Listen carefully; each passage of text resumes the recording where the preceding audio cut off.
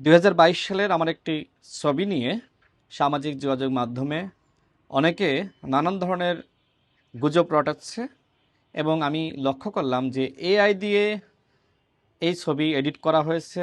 একজন মেয়েকে আমার পাশে বসানো হয়েছে এবং কোনো কোনো ছবিতে আমি লক্ষ্য করছি যে আমার হাতে দড়ি বাঁধা। মূলত ২০২২ সালে আমি নেত্রকোনায় গিয়েছিলাম। সেখানে ছাত্রলীগ এবং আওয়ামী দুর্বৃত্তরা আমার উপর হামলা করতে আসে।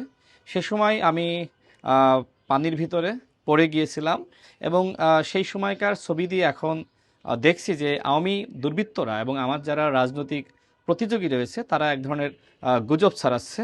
আমি এই মুহূর্তে ঝিনাইদহে অবস্থান করছি, আমি গণসংযোগ করছি। গতকাল রাত থেকে দেখছি যে এই ধরনের ছবি সামাজিক যোগাযোগ মাধ্যমে ছড়িয়ে দেওয়া হচ্ছে।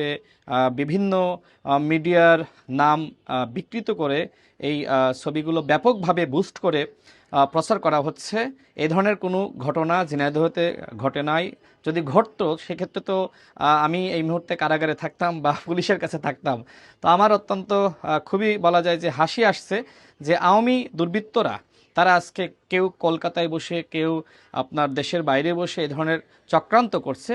এবং এর সাথে দেখলাম যে আমাদের ফ্যাসিবাদ বিরোধী শক্তি যারা এই মুহূর্তে আমাদের রাজনৈতিক প্রতিযোগী, তারাও দেখলাম যে এই গুজবের সাথে তাল মেলাচ্ছে। অর্থাৎ আমার যে গ্রহণযোগ্যতা, মানুষের কাছে আমার যে অবস্থান, সেটিকে নষ্ট করার জন্য এক ধরনের রাজনীতি শুরু হয়েছে। আমি সবাইকে গুজবে কান না দেওয়ার আহ্বান জানাচ্ছি। আমি রাশেদ খান, ঝিনাইদহ ২ আসনের প্রার্থী হিসেবে কাজ করে যাচ্ছি। মানুষের কাছে আমার জনপ্রিয়তা রয়েছে, গ্রহণযোগ্যতা রয়েছে।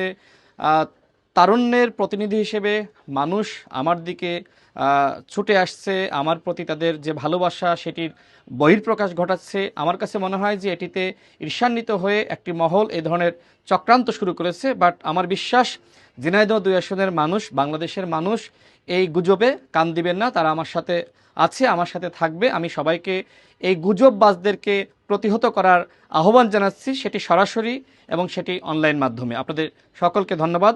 আল্লাহ হাফেজ। আসসালামু আলাইকুম।